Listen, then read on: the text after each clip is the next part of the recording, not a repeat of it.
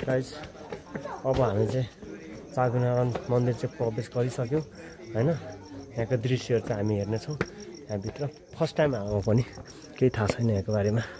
So अब हामी भित्र गएर हेर्नुपर्छ। यो चागुनारायण मन्दिर हो। चागुनारायण भन्ने त विश्व सम्पदा सूचीमा समावेश गरिएको हो। चागुनारायण मन्दिर चाहिँ है बवाल छ है ल। मन्दिरमा किन पुलिसहरू हुन्छन्? मन्दिरमा प्राय पुलिस पस्नुको यहाँको मठ मन्दिरमा अब त्यो मूर्तिहरू हुन्छ नि त, नचोरोस्, काठहरू नचोरोस्। अनि यहाँ भएका यो यस्तो विशेष प्रकारको यस्तो के बना हुन्छ अरे यसलाई, पालाहरू, पाला। अनि यो काठमा खोपेको क्या त्यो के भन्छ, आर्टिफिसियल त्यो हुन्छ नि, हो त्यो चाहिँ नचोरोस् भनेर चाहिँ यहाँको सुरक्षाको लागि चाहिँ यहाँको मन्दिरमा चाहिँ बस्छन् क्या। त्यो भएर हामी पनि आज यसो घुम्नु भनेर आएको होइन है।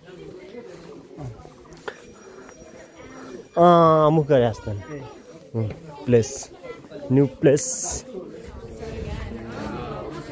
त्यो बाटो नि तल हेर्न मिल्छ जस्तो लाग्यो। जाने हो के हो यार, खै के हो थाहा छैन। ए हामी चाहिँ चागुनारायण मन्दिरमा घुमिरहेको छु।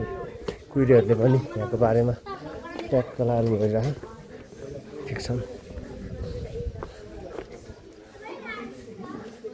मन्दिर हो।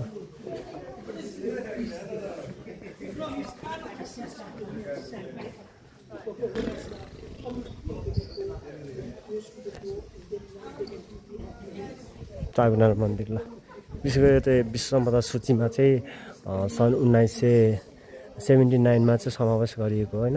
नेपालको यो प्रमुख धार्मिक स्थल नै पर्दछ।